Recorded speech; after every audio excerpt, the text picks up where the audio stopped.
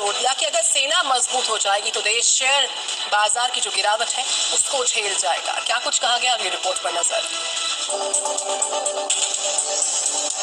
सेना प्रमुख नरवणे ने सेना पर खर्च को एक निवेश बताया है। नरवणे ने कहा है कि सशस्त्र बलों पर खर्च एक ऐसा निवेश है जिस पर पूरा रिटर्न मिलता है। इसे इकोनॉमी पर बोझ के तौर पर नहीं देखा जाना चाहिए।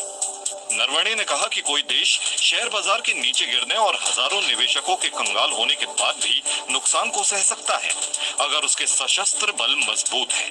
आर्मी चीफ ने कहा कि सशस्त्र बलों के लिए किए गए निवेश और खर्च के बारे में हम जब भी बात करते हैं, हमें इसे ऐसे निवेश के रूप में देखना चाहिए जो आपको पूरा लाभ देता है। इसे अर्थव्यवस्था पर बोझ के तौर पर नहीं देखा जाना चाहिए। सभी ने देखा है कि संकट के समय अर्थव्यवस्था पर कितना असर पड़ता है। जनरल नरवणे ने कहा कि इस तरह के झटकों को तभी झेला जा सकता है जब देश के सशस्त्र बल मजबूत हों। आर्मी चीफ नरवणे का ये बयान ऐसे समय में आया है जब रूस और यूक्रेन के बीच जंग जारी है और भारत चीन के बीच पूर्वी लद्दाख सीमा पर गतिरोध बना हुआ है।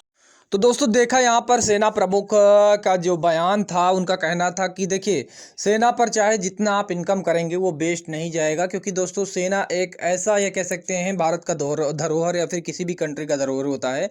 जहाँ पर संकट आता है, चाहे वो आपका कोविड के सिचुएशंस में हो या फिर कहीं पर सिचुएशन चाहे जैसी हो, वहाँ पर सेना को कंट्रोलिंग करने के लिए और जहाँ भी सेना की आवश्यकता होती है वहाँ सेना दोस्तों आपको हमेशा मिलेगी।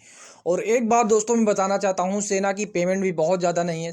सेना की पेमेंट भी एक नॉर्मल ये कह सकते हैं एक प्राइमरी शिक्षक के बराबर ही है। सबसे पहले तो सेना के पेमेंट्स को बढ़ाना चाहिए।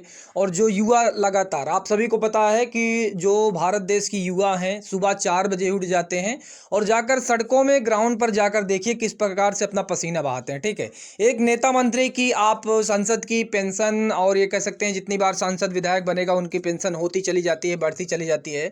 लेकिन एक सेना के जवान के लिए आप 3 साल की टूर आप ड्यूटी लगा रहे हो, ना तो उसको कोई पेंशन मिलेगा ना कोई। और 3 साल में 18 से 21 साल एक जो युवा होते हैं, नवयुवक होते हैं, उनका कैरियर का पूरा सपना होता है। अगर 3 साल वो सेना में देने के बाद अगर उनका कैरियर नहीं संभला तो दोस्तों ये कह सकते हैं कि बहुत ज़्यादा डिसअपॉइंटिंग होगा और सेना में जाने के लिए कोई युवा आगे नहीं बढ़ेगा। ठीक है, बहरहाल दोस्तों आप लोग का सेना भर्ती का जो विज्ञापन है ये आपका मई में तो पूरा शेड्यूल जारी करेंगे, तो जून से आप लोग का भर्तियां चालू होना शुरू हो जाएगी। आप लोग तैयारी को कंटिन्यू करिए। अभी टूर ऑफ ड्यूटी पर कोई फाइनल मुहर नहीं लगी है। जैसे कोई अपडेट होगी चैनल को सब्सक्राइब किए रहना और वीडियो को प्लीज़ यार लाइक कर दो, आप लोग लाइक नहीं करते। ठीक है, तो जय हिंद जय भारत।